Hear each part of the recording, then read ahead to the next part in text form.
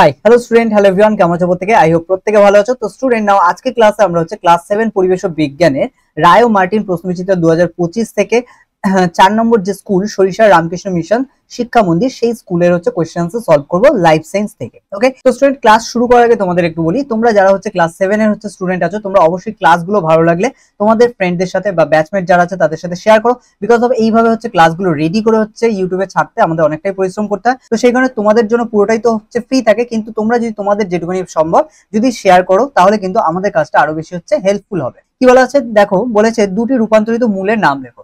রূপান্তরিত মূল মানে যাদের মূল হচ্ছে রূপান্তরিত হয়ে যায়, চেঞ্জ হয়ে যায়, গিয়ে হচ্ছে খাদ্য সঞ্চয় করে বা অন্য কাজ করে। তো এখানে আমরা হচ্ছে গাজর এবং বিট এই দুটো হচ্ছে আমরা মনে রাখতে পারি। তারপরে 2 নম্বর কোশ্চেন কি আছে দেখো, একটি রূপান্তরিত মৃৎগত কাণ্ডের নাম লেখো। মানে মাটির নিচে যে কাণ্ড রূপান্তরিত হয়, এটার উদাহরণ হচ্ছে আলু। 3 নম্বর কোশ্চেন কি আছে দেখো, পত্রমূল কাজ কি? পত্রমূল মানে পাতা থেকে যে মূল সৃষ্টি হয়, তো এটা মাটি থেকে হচ্ছে জল এবং খনিজ লবণ শোষণ করে আর গাছকে মাটিতে দৃঢ়ভাবে আটকে রাখতে সাহায্য করে। দুটো কাজ। দেন চলে আসছে 4 নম্বর, বৃতির কাজ কি? দেখো বৃতি আমরা হচ্ছে ফুলের 4টে অংশ করেছি, বৃতি, দলমণ্ডল, পুংকেশর এবং গর্ভকেশর। তো এখানে বৃতির কাজের মধ্যে মনে রাখবে কুড়ি অবস্থায় এটা ফুলকে রক্ষা করে এবং সবুজ হওয়ার জন্য, যেহেতু বৃতি মোস্ট অফ দ্য ফুলের ক্ষেত্রে এটা সবুজ হয়, তো সেই কারণে এটা কিন্তু শালক সংশ্লেষেও সাহায্য করে বা অংশগ্রহণ করে। 5 নম্বর চলে আসো, গুচ্ছিত ফল কাকে বলে? অনেকগুলো ফুলের বৃন্ত থেকে একসাথে তৈরি হওয়া ফলকে গুচ্ছিত ফল বলে। উদাহরণ হিসেবে আমরা বলতে পারি আতা এবং আনারস। তারপর আছে দেখো, ইতর পরাগযোগ কাকে বলে? তো একটি গাছের ফুলের পরাগ অন্য গাছের ফুলের গর্ভমুণ্ডে স্থানান্তরিত হলে তাকে ইতর পরাগযোগ বলে। আচ্ছা, ভুট্টার বীজ তার ড্যাশ অংশে ভ্রূণের জন্য খাদ্য সঞ্চয় করে। তো ভুট্টার বীজ তার শস্য অংশে ভ্রূণের জন্য খাদ্য সঞ্চয় করে। তারপরে আছে দেখো 2 নম্বর, তাপমাত্রা কমলে ব্যাপনের হার ড্যাশ। তাপমাত্রা কমলে ব্যাপনের হার কমে যায়। ওকে, নেক্সট চলে আসো, কোষ পর্দাকে ড্যাশ পর্দা হিসেবে গণ্য করা যায়। কোষ পর্দাকে অর্ধভেদ্য পর্দা হিসেবে গণ্য করা যায়। আর এটা কোথায় ব্যবহার হয় এটাও তোমাদের খেয়াল রাখতে হবে। অর্ধভেদ্য পর্দাকে ব্যবহার করে আমরা অভিশ্রবণ প্রক্রিয়া হচ্ছে ঘটাই। ওকে, নেক্সট আছে দেখো, ছোলা মটর বীজে ড্যাশ অঙ্কুরোদ্গম দেখা যায়। তো এখানে ছোলা ও মটর বীজে মৃৎবর্তী অঙ্কুরোদ্গম, যেখানে কিন্তু আমাদের যে এখানে বীজপত্র যে দুটো থাকে ছোলা এবং মটরের ক্ষেত্রে, এই বীজপত্রগুলো অঙ্কুরোদ্গম মানে যখন হচ্ছে একটা বীজ থেকে চারা গাছ সৃষ্টি হয়, এক্ষেত্রে এই বীজগুলো কিন্তু আর মাটির উপরে উঠে আসে না, মানে বীজপত্রগুলো। কিন্তু কিছু উদ্ভিদ আছে যাদের ক্ষেত্রে এই বীজপত্রগুলো মাটির উপরে উঠে আসে, যেরকম আমরা লাউ, কুমড়ো, তারপরে লঙ্কা এদের ক্ষেত্রে বলতে পারি। এদের ক্ষেত্রে কিন্তু বীজপত্রগুলো মাটির উপরে উঠে আসে, সেটাকে আমাদের বলা হয় মৃৎগত অঙ্কুরোদ্গম। ঠিক আছে, তো এটা মৃৎব্রত্তি আর ওটা হচ্ছে মৃৎভেদী অঙ্কুরোদ্গম বলা হয়। ওকে, নেক্সট কোশ্চেনে চলে আসো 3 নম্বর। বলেছে আচ্ছা 3-এর 1, আচ্ছা একটি কাতলা মাছকে সমুদ্রের জলে ছেড়ে দিলে মাছটি শুকিয়ে মারা যাবে কেন?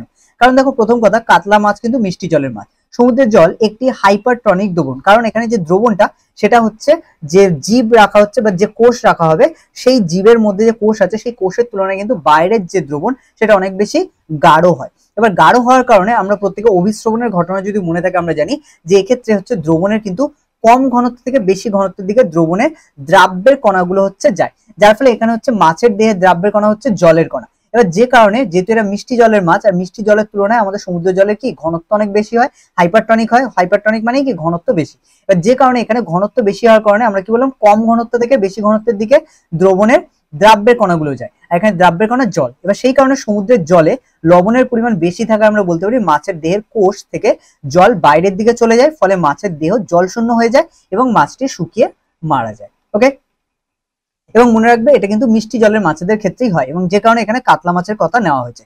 যদি এটা কোনো সামুদ্রিক মাছ নেওয়া হতো, লাইক হচ্ছে পমপ্লেট, ভেটকি এই ধরনের কিছু, তাহলে কিন্তু এই ধরনের ঘটনা ঘটতো না। ঠিক আছে, নেক্সট কোশ্চেন চলে আসো। বলেছে পুকুর বা নদীর পাড়ে গাছ লাগানো হয় কেন? এটা আমরা সবাই জানি, মোটামুটি গাছের শিকড় মাটি আঁকড়ে ধরে ক্ষয় রোধ করে, তাই পুকুর বা নদীর ধারে গাছ লাগালে ভূমিক্ষয় রোধ হয় এবং পাড় ভাঙা প্রতিরোধ হয় বা পাড় ভাঙা হচ্ছে ঘটনা কম ঘটে। তারপরে 3 নম্বর কোশ্চেন কি আছে দেখো, পাতার কাজগুলি লেখো। তো পাতা কি কাজ করে? মেইনলি দেখো সালোক সংশ্লেষ প্রক্রিয়া খাদ্য তৈরি করে, জল বাষ্পীভবনের মাধ্যমে হচ্ছে উদ্ভিদের তাপমাত্রা নিয়ন্ত্রণে সাহায্য করে, আর কিছু পাতার শ্বসন ও শ্বসন দ্বয়ের মাধ্যমে গ্যাসের আদান প্রদান ঘটে।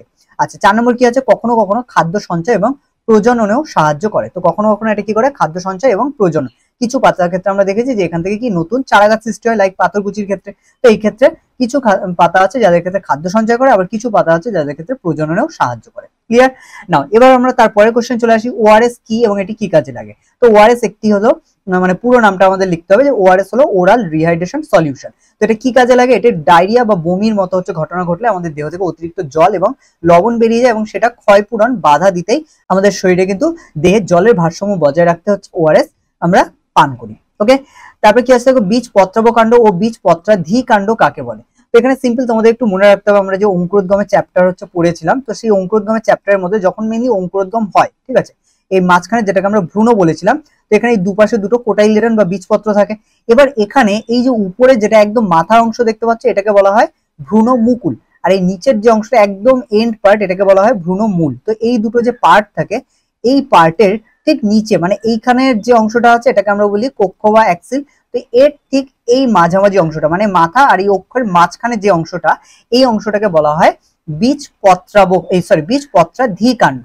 আর যেটা নিচে থাকে এইটাকে বলা হয় বীজপত্রাবকাণ্ড, কারণ বীজপত্রের নিচে থাকে তাই এটাকে বীজপত্রাবকাণ্ড বলে। আর এটা যেহেতু বীজপত্র এই দুটো তার উপরের দিকে থাকে, তাই এটাকে বলা হয় বীজপত্রাধিকাণ্ড। তার মানে এখানে আমরা ডেফিনেশনটা দেখলেই বুঝতে পারবে, কোটিলেডন যেটাকে আমাদের বীজপত্র বলা হয়, তো এরই ইংলিশ নাম হচ্ছে কোটিলেডন। তো এখানে আমরা বলতে পারি কোটিলেডন, বা তোমরা বাংলা নামটাও এখানে ব্যবহার করতে পারো যে বীজপত্র। তো বীজপত্র ও কাণ্ডের মধ্যবর্তী অংশকে বলা হয় বীজপত্রাধিকাণ্ড, কারণ এটা বীজপত্র আর এটা হচ্ছে উপরেরটা কি কাণ্ড, তাহলে এর মাঝের অংশকে বলা হয় কি বীজপত্রাধিকাণ্ড। আর বীজপত্রাবকাণ্ড কোনটাকে বলা হয়, যেটাকে হাইপোকটাইল বলা হয়। তো এটা আমরা বলতে পারি বীজের অঙ্কুরোদ্গমের সময় মূল আর কোটিলেডন, তাহলে নিচে মূল আছে আর তার এখানে কি কোটিলেডন, তাহলে এর মাঝের যে অংশটা আছে এই অংশটাকে আমরা বলি বীজপত্রাবকাণ্ড বা হাইপোকটাইল। তো তোমরা ইংলিশের সাথে বাংলা দুটোই মনে রাখো, কারণ এটা কিন্তু তোমাদের জন্য ইউজফুল। আর আরেকটা জিনিস, তোমরা বাংলা মিডিয়ামে থেকে যদি অনেকেই ভাবো যে আমি শুধু বাংলাতে পড়াশোনা করব, তাহলে কিন্তু ইন ফিউচার তোমার জন্য পড়াশোনাটা একটু টাফ হয়ে যাবে। কারণ আলটিমেটলি তোমরা যারা হচ্ছে ইংলিশ মিডিয়ামে যেতে পারছো না বা হচ্ছে কোনো কারণে ইংলিশ মিডিয়ামে পড়ছো না, কোনো ব্যাপার না, ইংলিশ মিডিয়ামে না পড়লেই যে হচ্ছে পারবে না পড়াশোনা করতে এমনটা নয়। কিন্তু তোমাদের খেয়াল রাখতে হবে, তোমরা যা পড়ছো তার সাথে সাথে যেটুকুনি ইংলিশ টার্ম তোমাদের শেখানো হচ্ছে সেগুলোকে তোমরা ভালো করে অবজার্ভ করো, ঠিক আছে, মানে সেটাকে ভালো করে নিজেরা দক্ষ হও। ওকে, তাহলেই কিন্তু দেখবে হচ্ছে ইংলিশ মিডিয়ামের বা হচ্ছে ইংলিশ থেকে তোমরা খুব একটা পিছিয়ে থাকবে না, ইংলিশ মিডিয়ামের যে স্টুডেন্ট আছে তাদের থেকে পিছিয়ে থাকবে না। বাট যদি তোমরা হচ্ছে এটাকে ইংলিশ বলে অ্যাভয়েড করে যাও যে আমরা তো বাংলা মিডিয়ামের স্টুডেন্ট, আমরা কেন ইংলিশ পড়বো, তো তাহলে কিন্তু সেটাই ইন ফিউচার তোমাদের জন্যই কিন্তু হার্মফুল হবে। তো এই কারণে অবশ্যই চেষ্টা করো নিজেরা হচ্ছে যেটুকুনি ইংলিশ আছে সেগুলোকে হচ্ছে নিজেরা রপ্ত করা। ওকে, আশা করি তোমরা বুঝতে পেরে গেছো বীজপত্রাবকাণ্ড আর বীজপত্রাধিকাণ্ড কি, কারণ এখানে পুরোটা তো এখান থেকে দেখে মুখস্থ করতেই পারো, কিন্তু জিনিসটা না বুঝলে আলটিমেটলি কিন্তু তোমরা সেই ইন ফিউচার ভুলেই যাবে। তো সেই কারণে এখানে এই জিনিসগুলো বুঝে বুঝে অবশ্যই মুখস্থ করো। ওকে, তো নাও স্টুডেন্ট, তো তোমাদের মধ্যে যারা ক্লাস 7 এর স্টুডেন্ট আছো তাদেরকে আমি বলি, তোমরা হচ্ছে অবশ্যই ক্লাসগুলো দেখার পর তোমাদের ব্যাচমেট যারা আছে বা ফ্রেন্ড যারা আছে তাদের সাথে অবশ্যই শেয়ার করো। আর এর সাথে সাথে যেহেতু এখানে আমাদের 7, 8, 9, 10 এর বিভিন্ন ক্লাস হচ্ছে এখানে আপলোড হয় সায়েন্স রিলেটেড, তো সেই কারণে তোমরা হচ্ছে তোমাদের ব্যাচমেট ছাড়াও যদি বাইরের স্টুডেন্ট থাকে, লাইক হচ্ছে 7, 8, তোমাদের যদি কোনো ফ্রেন্ড বা রিলেটিভ থাকে অন্য ক্লাসের, তাদেরকেও কিন্তু তোমরা হচ্ছে এখানে মানে বঙ্গ পাঠশালা প্ল্যাটফর্মের ব্যাপারে কিন্তু তোমরা তাদেরকে জানাতে পারো। ওকে, তো নাও স্টুডেন্ট, আজকে ক্লাস আমরা এখানেই শেষ করবো, দেখা হচ্ছে তোমাদের সাথে পরের ক্লাসে। তো প্রত্যেকে হচ্ছে মন দিয়ে পড়াশোনা করো, আর যদি তোমাদের কোনো রকম ডাউট কোনো কিছুতে হচ্ছে থাকে তাহলে অবশ্যই তোমরা কমেন্ট করেও সেগুলো জানাতে পারো। এছাড়া আমাদের টেলিগ্রাম গ্রুপ আছে, সেখানেও তোমরা জয়েন করে তোমাদের ডাউটগুলো সেখানে রিটেন ফর্মে বা হচ্ছে ভয়েসের আকারে তোমরা জানাতে পারো। ওকে।